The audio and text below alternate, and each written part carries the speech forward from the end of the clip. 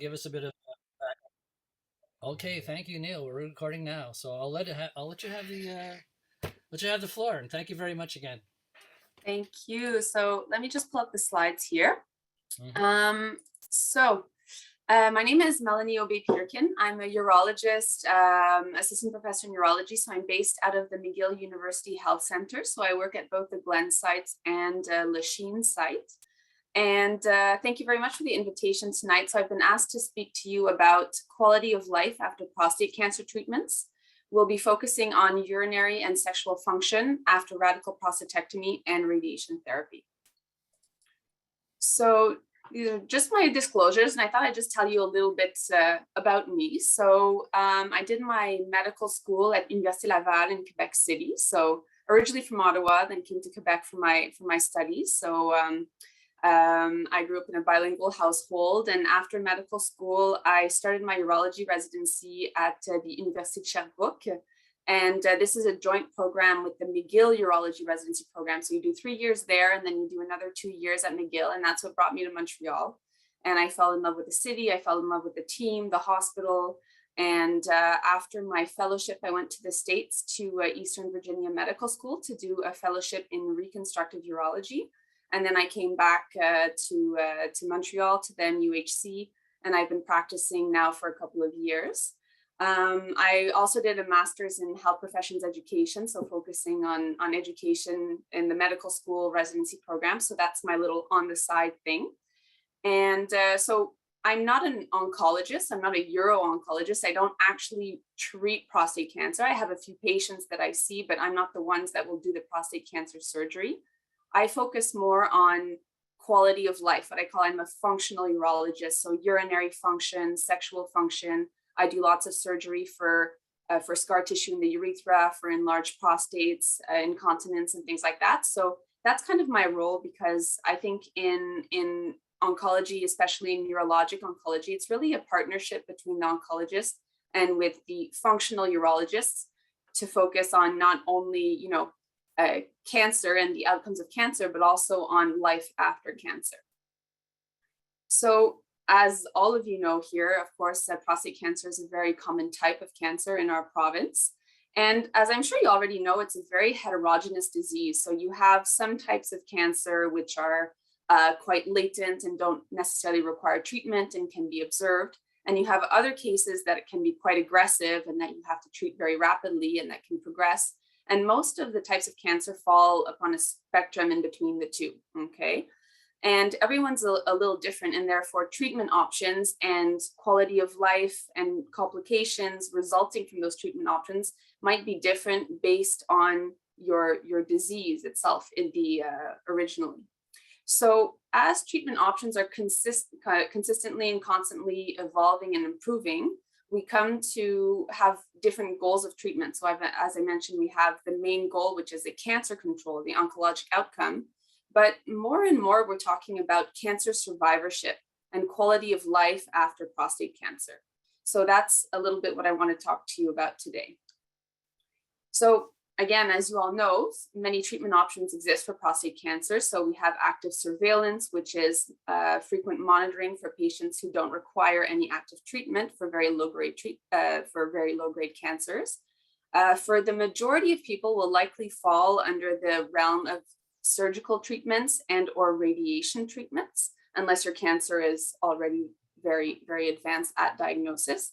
And some men may have to have some adjuvant injection therapy with or without these other types of treatments.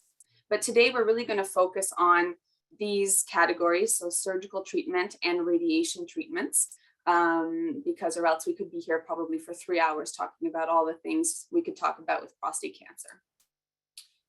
So again, as you all know, quality of life, there's multiple side effects of the treatments for prostate cancer, which can affect your quality of life. So affecting the urinary function, the sexual function, you can have issues with your bowels and your intestinal function.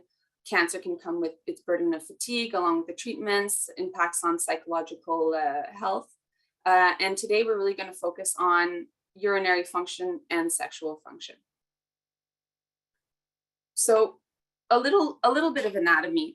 So the bladder, the prostate is linked to the bladder and the urethra. So the bladder is this organ which is situated low in the pelvis. And it's a hollow muscular organ which fails to accommodate the urine, which is produced from the kidneys, and then contracts to expel the urine when it is full. And when the urine is expelled, it goes through the urethra, which I hope you can see my pointer, but is this long tube which goes from the bladder through the pelvis and down the penis to carry the urine and also the semen outside the body. And the prostate is a glandular organ which is located at the base of the bladder, and it surrounds the urethra. So the urethra runs through it, okay? And the main role of the prostate is to produce seminal fluid for fertility, okay? So this is why any surgery or treatment of the prostate can affect the urinary function, because really the prostate and the bladder and the urethra are all intimately linked. So there's multiple effects on urinary function that can happen after prostate cancer treatments. So after surgery and radiation, patients can develop both urinary incontinence or different types of urinary blockages. And after radiation, you can also develop a type of bladder inflammation that's called radiation cystitis. So we're going to talk about all these things tonight. First, we're going to start with urinary incontinence. So urinary incontinence is defined as the involuntary leakage of urine. It can be divided into 3 different categories, and these 3 different categories are for all patients, everyone, men and women, prostate cancer, no prostate cancer, but I'm just going to talk about how urinary incontinence can come in relation to prostate cancer. So stress incontinence is urine leakage as a result of physical exertion, such as coughing or sneezing or lifting something heavy. And this is the most common type of incontinence after prostate surgery. Whereas urge incontinence is caused by an involuntary bladder contraction and can often be associated with overactive bladder or a strong feeling of having to go to the toilet and maybe not making it on time and having leakage. And this type of incontinence is most often seen after radiation therapy. Although some patients can have mixed incontinence, which is a combination of stress and urge incontinence. So again, going into incontinence after surgery, as I mentioned, most commonly it is stress incontinence. And in most cases, thankfully, this type of incontinence is not permanent. So it's usually most common in the first few days or weeks after surgery and does tend to improve with time, usually up to 6 months to a year after surgery. However, if you get to 1 year after surgery and you still have incontinence, it's less likely that your incontinence will then subsequently resolve, okay? So the long-term incontinence rates 1 year after surgery range from about 5 to 10%. But this itself can be of a spectrum because some patients only leak a few drops if they're exerting, whereas some patients can have very severe incontinence, almost total incontinence, and have to wear multiple soaked diapers. So this 5 to 10% is very variable in severity. If we talk about incontinence after radiation therapy, as mentioned, it's most commonly urge incontinence. So bladder irritation and urge incontinence usually happens at 2 points during or after your treatments. So when you actually are during your treatments, you may have lots of bladder irritation due to the effect of the radiation on the prostate. In order to treat the entire prostate gland, your radiation oncologist has to target an area a little bit wider than the prostate to be able to not leave any untreated areas behind. And so this is called scatter. And so you can get scatter to the bladder, you can get scatter to the rectum, and therefore you can have, that's why lots of patients during radiation treatments will have lots of bladder irritation, going more frequently to the bathroom. They can also have issues with their bowels like diarrhea or blood in their stool.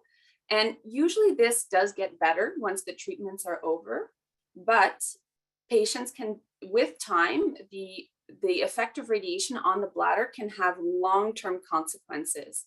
And therefore, symptoms of overactive bladder and urge incontinence may actually appear or get worse years after the radiation therapy is done. And that's the key difference between surgery and radiation therapy, is that surgery is kind of like a one-time insult and your body recovers after, whereas the effect of radiation can sometimes last a long time. Okay, it doesn't mean that it's bad, but that's why some patients, sometimes they come and they're like, I don't understand, I was fine 10 years ago and now I have my issues, but it's really because of the long-term effects of radiation. So what is the impact of urinary incontinence on someone's quality of life after they've had prostate cancer? So obviously there's lots of physical limitations and an impact on the lifestyle. Some people will cut down on their fluids, avoid drinking, and even dehydrate themselves to avoid having leakage. Some people will avoid traveling or going out because they're worried they're going to have an accident and that can cause embarrassment. Even in choice of clothing, I had a patient who only wore black pants because if he wore any light colored pants, he was worried that the incontinence would show. And he therefore adjusted his whole wardrobe. Obviously, this can have impacts on your work, especially if you have a physically active job, and even, exercise. If you like to go out to the gym, but you're worried about having leakage, it can impact your activities, and sexuality and intimacy. There's lots of impact on mental health. And we can't deny the financial burden as well as incontinence, because incontinence supplies can be very costly: pads, diapers, changes of clothing. And there is the cost of physical therapy, and we'll talk about physiotherapy coming up as well. So when is a good time to talk to your doctor about incontinence after you've had prostate cancer treatments? Well, basically anytime the incontinence is affecting your quality of life, it warrants a discussion. Don't worry about, oh, maybe my incontinence isn't as bad compared to others, or I'm only leaking 1 pad a day, I guess it's normal. If it bothers you, you should talk about it, okay? And when you decide to bring up the issue of incontinence with your doctor or with your other healthcare specialist, they might ask you certain types of questions. So they're going to try to figure out which type of incontinence you have by asking questions about associated symptoms and situations where you might have leakage. They're going to ask you probably about protective garments. Do you need to wear any, or do you only leak from time to time?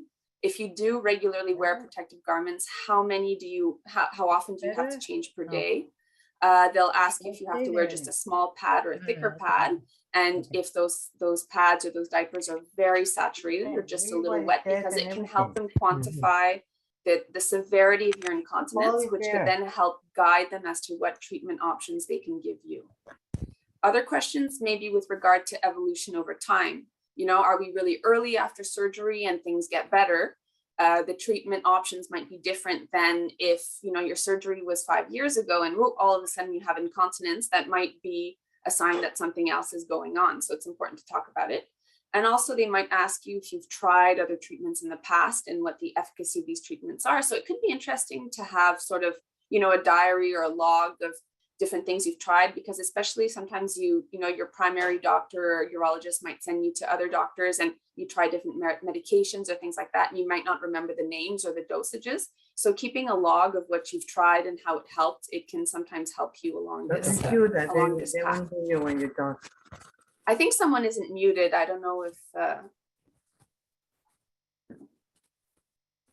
can't hear anything anymore.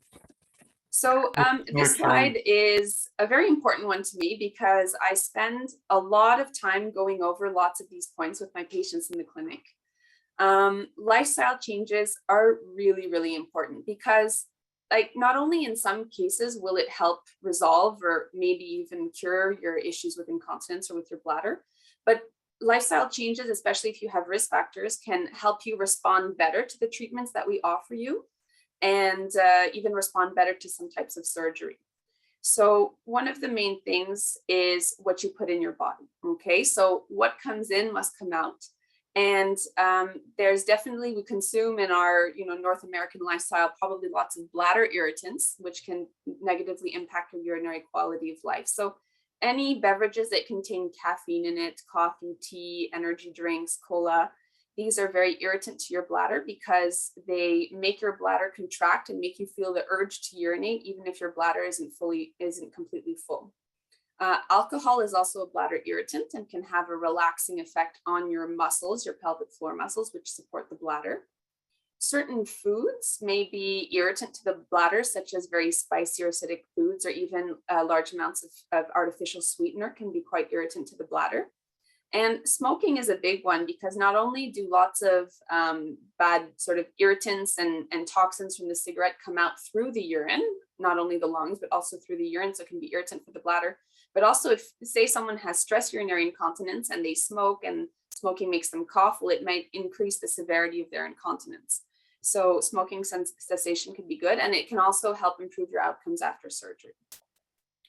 The quantity and timing of liquid intake is important. So I think we tend to have the notion that we have to drink a lot of water, and water is good, but overhydration can be an issue. So the rule of thumb that I like to discuss with my patients is, unless you're very physically active or it's a very hot day, generally 2 liters of liquid is enough. And water is the best liquid. So I recommend about 1.5 liters or 6 cups a day should be water. And then you can have your 2 cups or half a liter of such as, sorry, can you still hear me? Yeah, okay, sorry, I just saw an audio thing show up. So, so such as, 1 coffee and 1 juice, or 1 coffee and a tisane or something. Timed voiding can help, because say, if you tend to have stress incontinence and you go out for a walk, you want to empty your bladder before going out.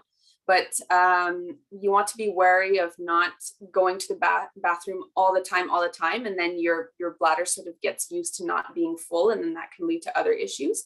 So at the same time, you want to urinate before activities that may cause your incontinence, but you want to be careful about not keeping your bladder empty all the time and going to the bathroom all the time.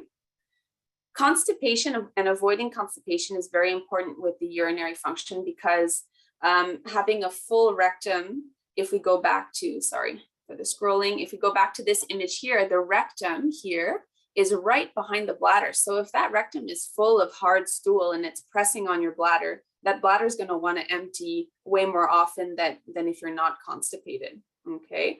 Also, some medications we can give for incontinence can cause constipation, so you want to keep that under control. And also constipation can be a risk factor for bladder infections. And the last thing on this slide that I want to talk about is controlling weight and issues associated with metabolic syndrome. So metabolic syndrome is very common past the age of 50, and it's basically an association of being overweight, of having diabetes or high blood sugar, of having cholesterol. And metabolic syndrome is increasingly associated not only with prostate cancer, actually, but also with urinary dysfunction, incontinence, and urinary frequency. And weight loss in someone who's overweight and controlling of the factors associated with metabolic syndrome, such as diabetes, can really help prolong, make your bladder better and prolong your bladder's quality of life as well, because diabetes can also have nerve impact on the bladder. And I put sleep apnea in there because I think lots of people have undiagnosed sleep apnea. Sleep apnea is a condition where you don't get enough oxygen at night when you sleep, and you can go through periods where actually there's no oxygen going in. And this can cause you to wake up often during night. And this is most common in men over the age of 50 who have high blood pressure and who snore. And sleep apnea, and you might already have, or you might know people who have CPAPs to help with this condition. And sleep apnea is very associated with issues with urination, such as waking up at night to go to the bathroom, because you produce more of a hormone at night because of the apnea. And so you wake up more often to go to the bathroom. And it's also associated with increased frequency and issues with the bladder during the day, probably because of the effects of lack of oxygen on the bladder. So, if you recognize yourself within these risk factors, know that there's something that, controlling these risk factors can help you better control your bladder.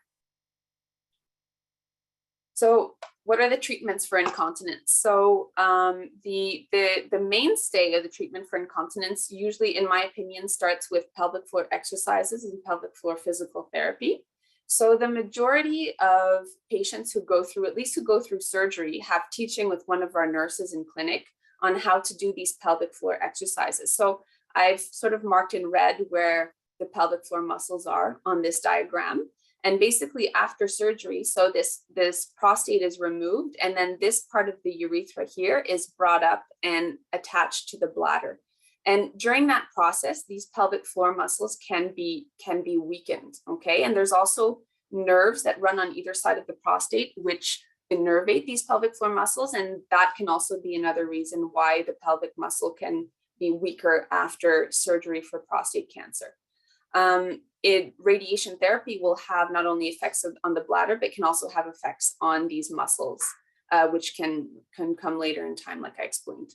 So our patients in the clinic are taught with our nurse, once the catheter is removed after surgery, how to do these pelvic floor exercises, which are also called Kegel exercises. And it can be recommended to do these exercises probably more frequently at the beginning, right after surgery. And then patients can gradually decrease with time and do more what we call maintenance exercises about 3 times a week. Like if you were going to the gym to maintain your physical shape, it's the same thing for your pelvic floor muscles. They need to be maintained. And we might have some interesting comments at the end of the talk from our pelvic floor physical therapist who's here. So basically, pelvic floor physical therapy can be useful not only for stress incontinence after surgery, but also for urge incontinence, because doing Kegel exercises and controlling these muscles can help you with suppression of the urge and also with bladder retraining. And our pelvic floor physical therapists, they are experts in rehabilitation of these muscles. They can help you do the exercises properly and guide your recovery. So these exercises are not always easy to do. And sometimes when I try to review them with my patients in clinic, I notice that patients aren't always contracting the right muscles or the right parts of their body. So in those cases, I definitely refer these patients to pelvic floor therapists. And definitely patience is important too, because it can take a number of sessions before you start to see a benefit.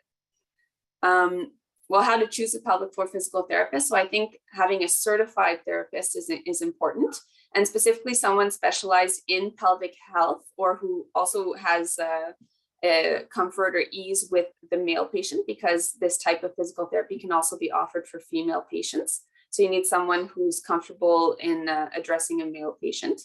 I think what's important is that this type of therapy has to be convenient and accessible to you. There's no point in finding a clinic that's halfway across the city and takes you an hour to get there, because you're not really going to want to go and you're not going to be consistent. And I think our physical therapist who's here today, Marie-Josée Lodge, she can maybe corroborate at the end of the talk, but there's more and more physical therapy centers who are offering this service. So it could be worthwhile to call a clinic that's close to where you live or that you already know, and just ask if there's a therapist who's available and willing to see you. I believe that it's important to feel comfortable with your therapist, because it can be an intimate experience. And so if you do have an appointment with someone and you don't feel like it's working or you're uncomfortable, well, you can always try looking at someplace else, because I think too many people, they kind of stop going after one appointment or two because they feel uncomfortable. And it's important also to ask your doctor for a referral or a prescription, especially if you have private healthcare insurance, because a lot of the times these are covered by private insurance policies. So moving on to different treatments for incontinence. So there's also medication that is available, but it's important to note that medication is for urge incontinence only and not for stress incontinence. So the type more commonly after radiation therapy. So these medications decrease the bladder spasm, or the involuntary contraction of your bladder that causes the incontinence. And there's 2 different classes of medication that you can have. There's the anticholinergic class, which is likely the most common. And there's a new type of medication that are called beta-3 agonists. These medications do come with their side effects. So it's important to, if these medications are being prescribed to you, that you're aware of the side effects. I spoke about constipation, how constipation can make incontinence worse. Well, if you're taking a medication that makes you very constipated, then it's maybe not going to help you in the long run. And so you have to be wary of things like that. In some cases, Botox can be injected into the bladder to help prevent urge incontinence by relaxing the bladder muscle. This is usually done with a camera and a small needle inside the bladder. However, Botox is usually less effective, if it's given after radiation therapy than in someone who has an overactive bladder due to sort of idiopathic causes. And so I won't really talk about it more, but know that it's possible that it could be offered to you. For stress incontinence, so incontinence most commonly after prostate surgery, surgical options do exist. There's sort of three broad categories of surgeries that can be offered. So going from sort of least invasive to more, not invasive, but least complex to most complex. So we have, first of all, slings. So I don't know if you can appreciate on the picture, but you can see sort of a white mesh, which is placed kind of like a hammock underneath the base of the urethra. And this is anchored, if you can see the little tines here, it's anchored into the muscle of the pelvic structure to keep it in place. And this basically lifts the urethra up so that if you cough or sneeze or strain, the urethra, the urine won't leak out. This type of surgery is mainly effective for patients who have mild to moderate incontinence. So if you're wearing, diapers and lots of leakage, it probably won't be effective for you. And it's also not very effective for men who have also had radiation therapy. So some men who have prostate cancer surgery may have to have radiation therapy after if their cancer recurs. And so a sling doesn't work as well in those cases. The sort of next step up is this one down here in the bottom right corner. So this is kind of a hybrid between the sling and the sphincter, which I'll talk about next. And it's a newer device. It's only been around for about 5 or 6 years. It's called the Adams. So it is a type of sling that's anchored in a similar fashion to the sling, but there's an inflatable cushion at the base of the urethra. And that cushion is attached, if you can see here, to a port. And this port is placed during the surgery into the scrotum. So it's under the skin. You don't see it from the outside, but we can feel it when we examine you. And we can actually adjust this sling by injecting water or a solution to fill the cushion. And so it's adjustable. So at the time of surgery, we place a small amount of fluid, and then every 4 to 6 weeks after surgery, we'll add a little bit more in increments until you reach dryness or close to dryness. And then the Cadillac option, as we call it, so sort of the most the one with the highest success rates, but also the most complex type of surgery, not only complex to insert, but also complex for the patient afterwards, is the artificial urinary sphincter. So it's a 3-piece device. You have a cuff, an inflatable cuff, which is placed around the urethra. You have a pump, which is located in the scrotum underneath the skin. And you have a balloon, which is located in your abdomen, okay? Which sometimes can be difficult to place in patients who've had certain types of surgery. And basically the cuff is always full of water. So it creates a pressure. If you have your blood pressure taken by the doctor and the cuff is full, you feel the pressure. So it's the same type of thing. So the cuff is full and it's putting pressure on the urethra to keep it closed to prevent the leakage. And when you want to urinate, you have to activate the pump inside the scrotum by pressing it. And the cuff will release, the urine will flow out, and then it will automatically refill to close again. Okay, so this device is very sophisticated and has the highest rates of dryness after it's put in, but it requires manual dexterity. Because it's a sophisticated device, it can sometimes have breakage and parts have to be replaced with time. So it's very good, but to each his own, and your doctor, depending on the severity of your incontinence and and other risk factors like radiation therapy and your general health and everything, your doctor may suggest any one of these options to you. And there's some other always evolving options out there, but these are the three main ones that I presented and the ones that are mainly offered in Montreal. So I've pretty much summarized urinary incontinence, and I'm now going to move on to our second theme in urinary function, which is on urinary blockage. So it's also called scar tissue or stenosis or stricture. So after surgery or radiation, patients may develop scar tissue in their urinary tract. So after surgery, as I mentioned, the urethra is brought up to what's called the bladder neck here. And at this area where the new connection is formed, scar tissue can sometimes be created. And after radiation therapy, sometimes scar tissue can develop, especially in this area, very close. I talked about scatter at the beginning, and unfortunately some scatter can happen to the urethra and can cause some scarring of tissues there. It can also happen after the seeds, if you've heard of brachytherapy or radiation seeds that can be implanted into the prostate. Sometimes if they get, they can cause effects on the urethra, blockages of the urethra within the prostate. And this can cause symptoms such as weak urinary flow, incomplete emptying, voiding more frequently, sometimes worsening of incontinence, which is why I mentioned that if your incontinence was okay and then it suddenly got worse years after surgery, it's important to bring it up. And sometimes they can also cause blood in the urine. So if you have any of these symptoms, your urologist may suggest to do a couple of tests. One of the common tests is something called a flow-in scan, where you urinate into a special funnel and we see how quickly you're able to empty your bladder. And we can do a bladder scan or an ultrasound to check if you empty your bladder well. And usually a cystoscopy, so passing a camera into your urethra, can help identify if there is a blockage.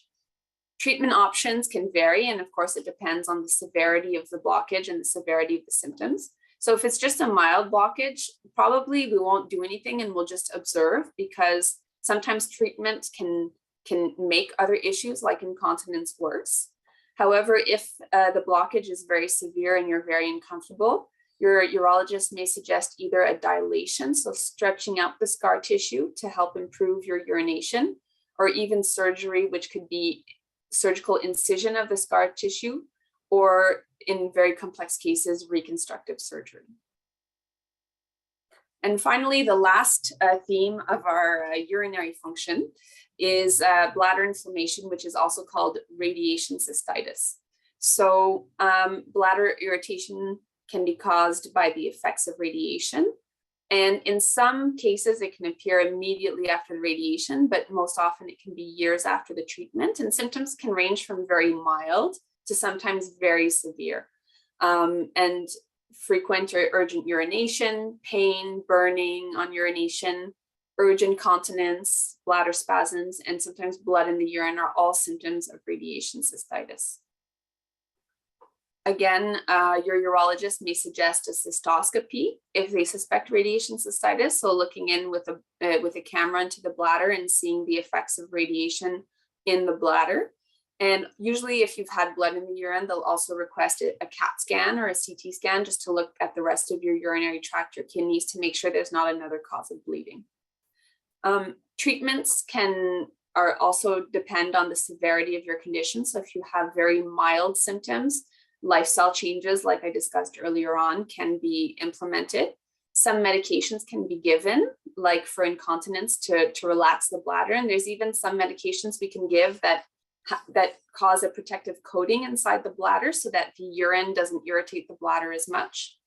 Some medications can be injected into the bladder. So in our clinic, we insert a little catheter, we inject the medication, it sits in your bladder, and then you urinate it out. And these can help protect the bladder and calm the symptoms. Or in some cases, your doctor might suggest something called a hyperbaric oxygen therapy. So this is a type of treatment. It's like a special chamber. They have it only at Sacré-Cœur Hospital here in Montreal, but it can help calm the effects of radiation in the bladder in the long term. So that concluded my the first part on urinary function, and I think we're going to save questions to the end. So I'm going to go on to sexual function. So Just as the prostate is intimately linked to the urinary bladder and urethra, it's also linked to erectile function because the primary nerves for erection run alongside the prostate and can be affected both by surgery and by radiation therapy. So similar to incontinence, erectile dysfunction after surgery tends to present immediately after surgery. The percentage of patients who will develop erectile issues varies according to a number of factors. It can be due to the severity of the prostate cancer and the type of surgery. For example, if you have more aggressive prostate cancer, you're less likely to be a candidate for nerve-sparing surgeries, or your surgeon may have to take sort of wide margins around the prostate to be sure not to leave any cancer behind, and this may damage the nerves. Also, your age and your general health prior to surgery do have an impact, and also your prior erectile function. So some patients already had difficulties with their erectile function. 60% of men in their 60s already have issues with their erectile function. So that can affect how you recover after surgery.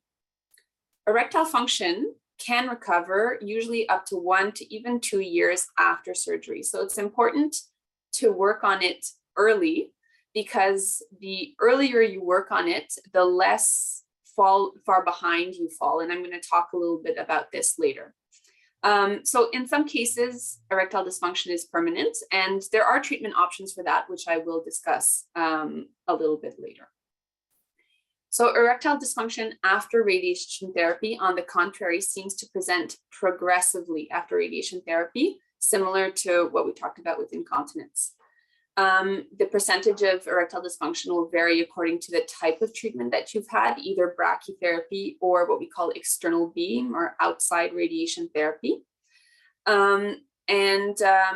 So if you actually look at graphs, like there was this study that was published a couple of years ago that looked at quality of life and comparing quality of life and urinary and sexual functions after both surgery and radiation therapy. And if you look at the graphs over time, the curves tend to come together. So even though patients after surgery tended to have higher rates initially, at 5 years, both surgery and radiation therapy had the same percentage of erectile dysfunction. Okay. Also, rather than just the nerve impact, any cancer treatment or prostate cancer treatment may affect your sex drive and your desire, which is also called your libido. So, the questions regarding your prognosis, your diagnosis, you're thinking about your family, you're thinking about your work, that may cause effect on your sex drive. Loss of self-esteem or shame, also fatigue, pain, incontinence can definitely affect your sexual function. And also patients who have to undergo hormone injections, like I talked about at the beginning, well, this really cuts off your testosterone production completely, which does it because the testosterone can feed your cancer. And this can have a really big impact on your sex drive and your erectile function. I get asked this question a lot, so I thought I would talk about it.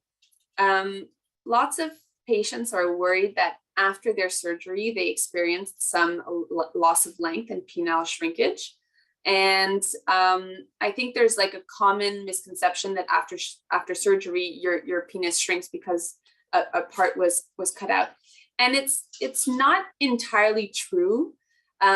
So it's it's more the lack of erections after surgery that can have an impact on penile length.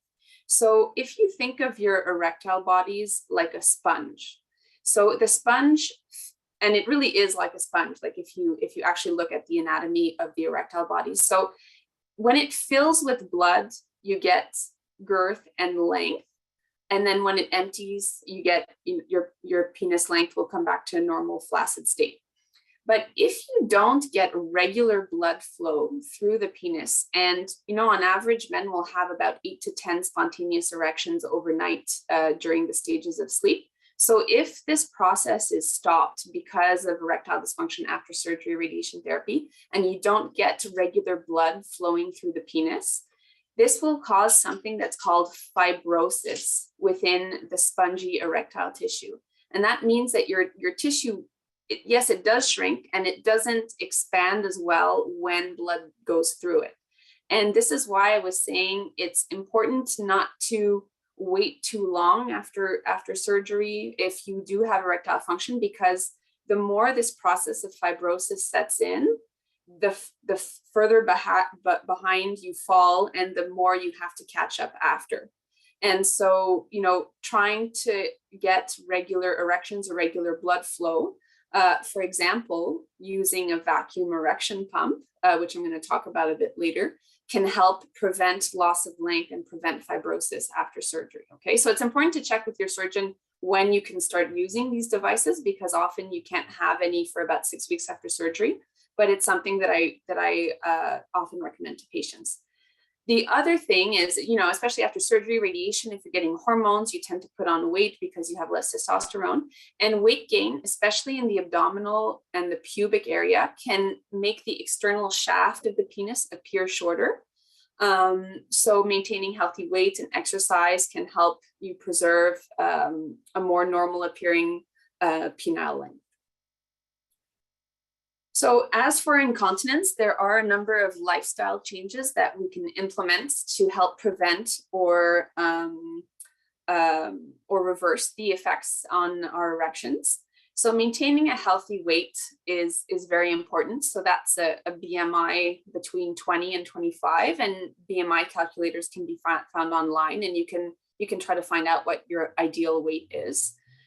Regular exercise, notably cardio exercise. So if you get your heart rate up, and it doesn't have to be, you don't have to run a marathon, but even if you go for a brisk walk 30 minutes 3 times a week, this has been shown to significantly increase flow to all the organs, including the penis. It can help with recovery of erections.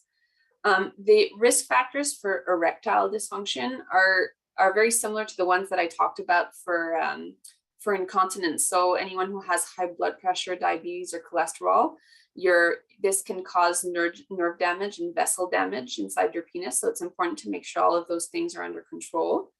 A healthy diet is very important, rich in fruits and vegetables, low in salt, low in animal protein and saturated fat. And we can't forget stress management, because you not only need the plumbing to be intact and the nerves to be intact, but you need to be mentally there, right? And I think we live in a very stressful, high-paced lives, and therefore things like yoga, meditation, counseling, psychotherapy are very important to achieving normal sexual quality of life after prostate cancer. So segue into that. So sex therapy and couples counseling are a very important process of dealing with sexual dysfunction after cancer treatments. ED can cause anxiety, self-esteem issues. And I think it's important to realize that loss of erections doesn't necessarily mean the loss of sexuality. And so it's important to be able to talk about that and navigate through that with your partner, and sometimes with a mediator through couple therapy, to help find, there's an evolution in your life, and find a place that's comfortable for both of you. Again, requesting a prescription from your physician could be beneficial, especially if you do have private healthcare insurance, because often this is covered. There's a variety of medications that can also be given for sexual dysfunction. So I wasn't sure if I could use brand names or if I had to use generic names. So I've put the generic names here, but it might be easier if I just say the brand names beside them. So I like to separate the medication into short acting and long acting. So the short acting medications that we have in Canada are sildenafil, which is Viagra, and vardenafil, which is Levitra. So sildenafil or Viagra, usually you have to take a good 30 minutes to 1 hour before it will be in your blood system. And so you'll be ready for the erection or sexual intercourse. And it usually lasts about 4 hours in your system. What's very important for Viagra is that if you don't take it on an empty stomach, so if you've had a meal or even a fatty meal, this will impair the absorption of the medication. And so it may take a lot longer to act, or it may not be absorbed well at all. And so it necessitates a lot of timing, in my opinion, because, okay, I have to be 1 hour before a meal. It has to be, or 2 to 3 hours after, and then it has to be 1 hour before, so it's, it's probably one of the most popular ones, but it's not my favorite for that reason. Vardenafil or Levitra is a very short acting one. So you only have to take it about 20, maximum 30 minutes before use. And it will only last about 2.5 to 3 hours in your system. So especially patients, say, who get lots of side effects like headaches and flushing, this could be a good one for those patients because the side effects don't last for a very long time. And there can also be place for a little more spontaneity because you don't have to take it on an empty stomach, and it's really a bit more fast acting.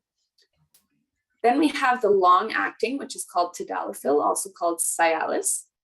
So there's 2 types of dosages for this medication. You have the on-demand dose, similar to the other medications, which is usually 20 milligrams. And this does take a while to build up in your system. So you have to take it at least an hour or 2 before intercourse or before your erection. But it will stay a good 36 hours in your system. So for example, if you tend to be more intimate on the weekends, it could be a good option because you take it like on a Friday evening, and then it's in your system until Sunday morning. And then you don't really have to think of, when did I take my pill? Did I eat or not? But the caveat of that is that if you do have side effects, well, then your side effects will last for a long time. So everyone's a little bit different. And I do recommend trying, different medications and seeing which one you tolerate best, which one you respond well to, and different dosages exist. Also, tadalafil or Cialis can be used as a daily low dose. So there's 5 milligram pills that are sold, and you can even take half of that, so like 2.5 to 5 once a day. And there were lots of studies on this as part of a penile rehabilitation program after prostate cancer surgery. So that can be an option as well, especially if you want to sort of restart having erections more frequently, start having erections at night. It can be an option for you to take sort of a daily low dose. Common side effects can include having a headache, a stuffy nose, sometimes even back pain, but usually the side effects are quite mild, and the majority of my patients tolerate it very well. However, because these medications aren't covered by RAMQ, you do have to pay an out-of-pocket fee. So depending on your financial resources, that can you have to take that into consideration. There's also something called an intraurethral pill, or Muse. So personally, I never prescribe this. It's not very effective, and it can cause a lot of burning in the urethra, and it can be transferred to the partner as well, who can experience burning. So I don't really have any patients who like to take it, and I don't really prescribe it. But there's something else that's called intracavernosal injections, or ICI, and that's direct injection of a medication using a very, very tiny needle, for those who are scared of needles, into the penis. So you normally would come to the clinic, usually our nurse clinician, she would go over how to do the injection with you. You find the appropriate dose for you, and then you go and try it at home. And it can be very, once you sort of get over the fact that you're doing an injection, it can be very efficient. So if you failed oral medications, you could be a good candidate to progress to injections. And there's like the base type of medication, which is called alprostadil, also called Caverjet.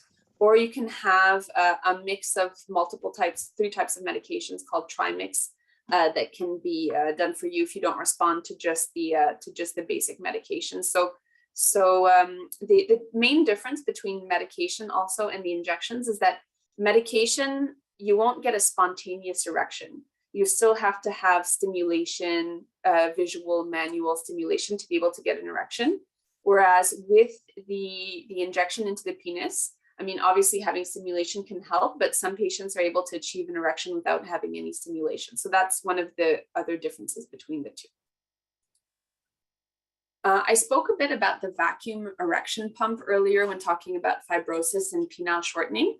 And I think that this device is an excellent adjunct, no matter what type of treatment that, whereas oral medication, injections, or if you want to go for implant surgery, which we'll talk about later, It's very good. So it's a cylinder that's placed over the penis, and using a vacuum device, blood is suctioned into the penis to create an erection. So that spongy tissue that I talked to you about fills with blood to create an erection. You can either use it for penis yoga, as I like to call it, so stretching, having the blood circulate, maintaining length, and this can be done like on a daily basis for about 10 minutes just to get the blood flowing. Or it can also be used for sexual intercourse. So there's a band that is at the base of the device, and once you've achieved the erection, you roll the band onto the base of the penis, and it keeps the blood inside your penis for the erection, and then you can have sexual intercourse. But of course, it's very important that you don't leave the band on for too long, maximum 15 to 20 minutes, because it can be like a ring effect. Like if you have a tight ring on your finger for too long, it can be very difficult to cut the band off, and then I'll be seeing you in the emergency room. And of course, this type of vacuum pump can be used in conjunction with medication. If you take medication but you need stimulation, you can use it and then not place the band, and vice versa. And it can be used to maintain length and prevent fibrosis before going to implant surgery. And that's sort of the last surgical or the last treatment option I'm going to talk about. So penile implants are very good devices which can be surgically implanted into the erectile bodies of the penis. So we have 3 different classes of penile implants, which I'm going to explain. So again, it's sort of going from least sophisticated to most sophisticated. So the most basic type of implant, as we can see here, are called semi-rigid rods. So they're like malleable rods that are placed into your erectile bodies, okay? And then when your penis is not in use, you just bend it down and tuck it in, and no one can really tell. And when it is in use, well, you straighten them out to create an erection, okay? So this type of device is very easy to insert, very low risk of infection, very easy to manipulate if you have issues with the dexterity. There's virtually no risk of mechanical failure or anything, but it's also the least natural type of erection that you would achieve, okay? There's also something called a 2-piece device, and this is what we see here. It's also called the ambicor. So as you can see, there's 2 cylinders which get placed into the erectile bodies, and you have a pump which goes into the scrotum as well, inside the scrotal sac. So it's not on the outside, it's on the inside, like for the urinary sphincter. And there is water that's in reservoirs which are located at the base of these cylinders. And when you want to have an erection, you pump the pump in the scrotum, and the water goes from the reservoirs and fills the cylinders to create the erection. And when you're done, you will actually bend the cylinders, you bend your penis, and it deflates and it goes back down. Okay, so this is a very good option, especially for men who've had lots of surgery in their abdomen, because you don't actually have to go into the abdominal cavity. It's only you're just doing surgery basically in the penis and scrotal area. It's also good for men who have issues with dexterity, because it only takes a few pumps for the cylinders to be filled. It's not as natural an erection, because you'll kind of always seem to be in a semi-erect state because of the way the cylinders are made. But it is a very, very good and solid device. And then finally, I'm going to go on to the 3-piece device, which, sorry for the picture, it's a little bit small, but you see it down here. And so a bit similar to the sphincter that we saw, there's 3 parts of this device. So again, you have the 2 cylinders, which are placed in the erectile bodies. You have a pump that's located in the scrotum, and you have a reservoir balloon, which is separate from the cylinders, and that is placed in your abdomen or in your pelvis. So normally you have to make another incision to place that. And that's what can be complicated in people who've had lots of surgery and scarring before. And when you want to have an erection, you fill the cylinders by pressing multiple times. Sometimes you have to do it 10, 12, 15 times to put the water from the reservoir into the cylinders. And when you're done, there's a little deactivation balloon that you press and the water goes out. So this device is the closest to a natural erection, and is likely the most sought after device. But again, the more parts you have, the more chance that, you could have some type of dysfunction. You might need repeat surgery. There can be high risks of infections. So it's the most natural, but it's also the one that's the most complicated to insert and complicated to use. Okay. And again, so treatment, which type of treatment is right for you, and how do you and your doctor decide? So, it's important. We're not, in this case, I mean, you have the patient in front of you, but in some cases you may also have a partner, and the desire for sexual intercourse and the expectations of the patient and the partner are important. The severity of the erectile dysfunction, the type of treatment, as I mentioned, can have impact.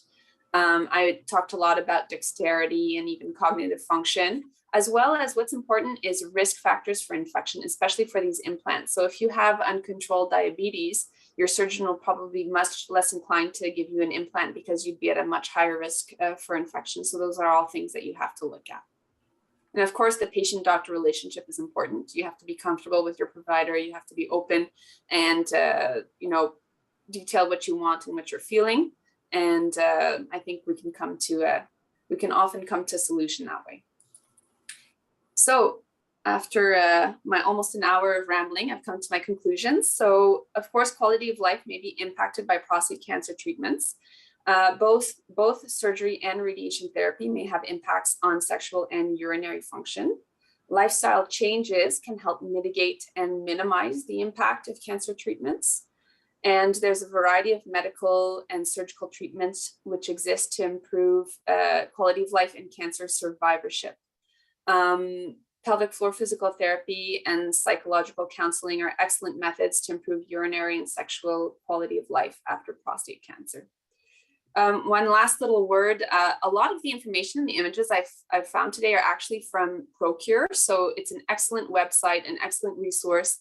There's even this patient guidebook, which I read, and it helps me learn how to explain lots of things to my patients, and you can order it online. And I definitely encourage you to check out their website. And thank you very much. Wow. Thank you for being so candid on the sexuality area. I think it really opened up my mind about a lot of the ways we think about the shrink. Steve, if you're talking, I don't think that I hear you. Really? Okay. Can you hear me now? Can you hear me now? We can hear though. Yeah. You guys can hear me, but she can't? I think I'm the problem. Just 1 second. Okay, all right. That's okay. Is there a tech person online here? Because that's my Rottweiler you're seeing there. All right, and I'm trying to get my picture back, but it won't allow me. So I hope there's not a hacker online here. No, I think that just kind of happens sometimes, Okay. No, I'm just asking. Well, I guess I think you're sharing the screen. He's sharing the screen. That's right. I'm sorry, I'm back. I can hear you now. What was Okay, great. Thank you so much. I really appreciate being so candid with regards to the sexuality talk. It's the first time I've heard anybody talk about shrinkage in that way, and I know it's a topic that a lot of men we've discussed anyways with our group, and they talk, that's a serious. Pretty serious. I'm going to ask you guys to mute if you're not going to be around.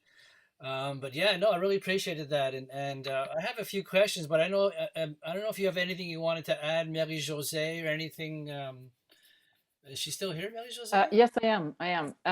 Yeah, well, great presentation. Thank you. That was wonderful. Two things I want to. I like the way you described the pelvic floor. That was great.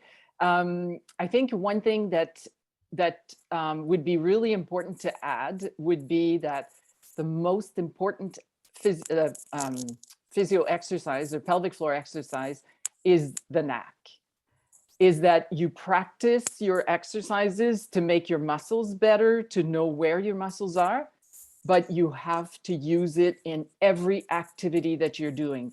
So it means that every time you get up from your chair, every time you bend down, every time you cough, every time you sneeze, getting out of your car, you have to do a pelvic floor contraction. So the same contraction as Dr. Peterkin was explaining, that, you know, those same muscles, but you have to use them functionally, because getting rid of the stress incontinence is really the key, is doing the NAC. It's one of the things.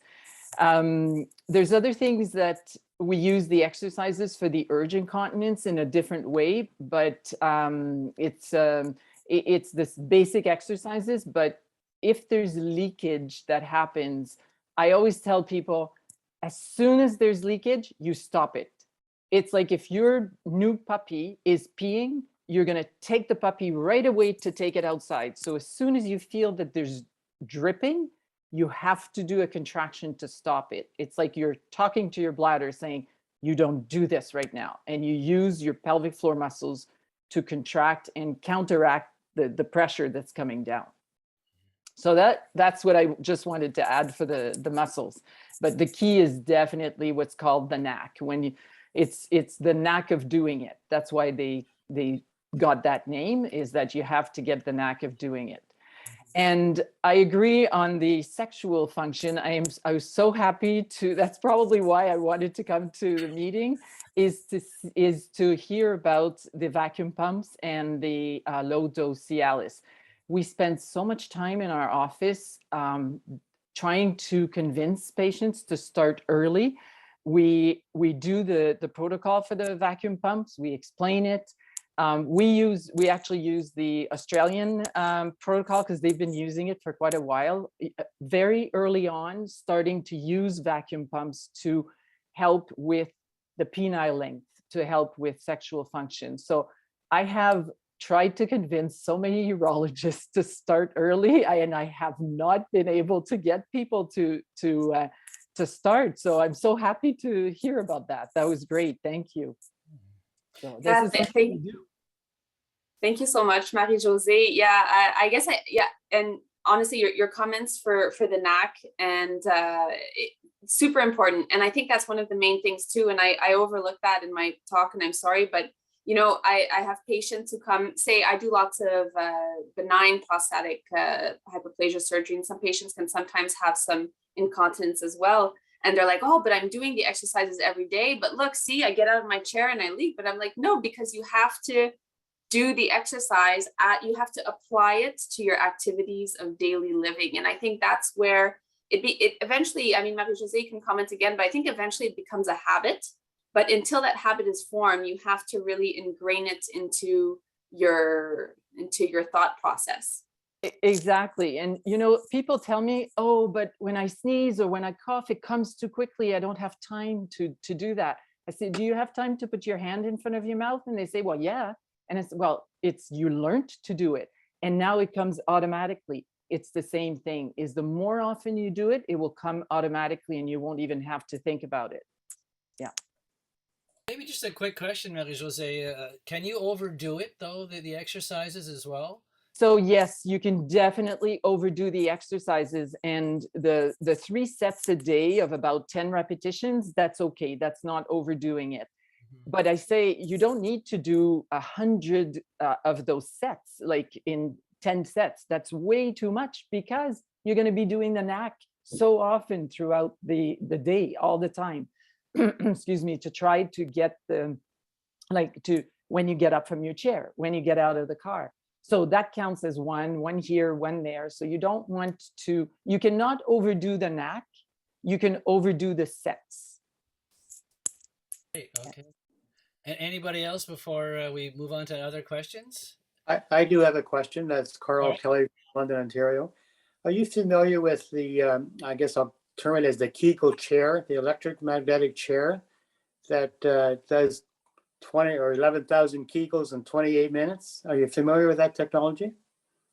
I've heard about it, but I don't think that it has, you know, significant clinical evidence that it will really help. So I think those sort of types of exercises, or not gimmicks, but you know, I think you actually have to do the exercises. Like, I don't think just sitting on a chair and having the chair stimulate it's not really going to do anything. And I think it's the same, like if you look at those bands around, you can buy at Costco that do the belly contractions for you, you're not actually going to lose weight around your abdomen. You know, you actually have to put in the work and do the exercises. So I'm not a strong proponent of that, but I do know that there are some private centers around Montreal who do offer that.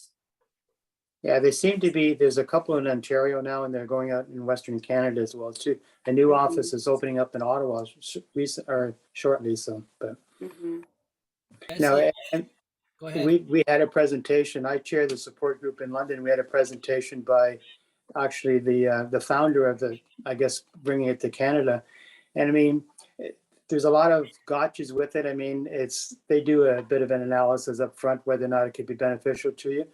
But they were promoting it too as potential for helping with ED.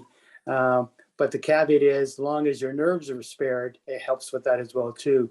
But I'm not sure that it really brought it to the forefront as to whether or not it is a solution for both ED and for incontinence at this point. But you know, there's a lot of new devices out there and new types of therapies. Like you might have heard of PRP, plasma-rich platelets injections for erectile dysfunction and whatnot. And a lot of these things, you know, can seem promising, but there's just not enough clinical evidence that I can strongly recommend them.